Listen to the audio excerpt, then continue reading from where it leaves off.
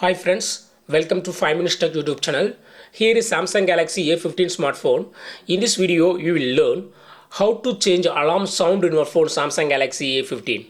First of all, go to home page of your phone and go to clock icon, and here 5:55 a.m. alarm is turned on.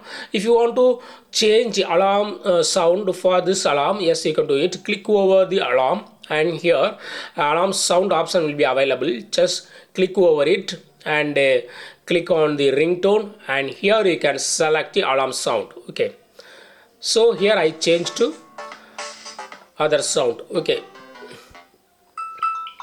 this is like how you are doing for ringtone settings. Okay, I have selected this and just go back and it will be changed. Yes, now the selected clock is in use. Okay, so in this way you can easily change alarm sound in your phone Samsung Galaxy A15. That's all friends. Thanks for watching. Bye.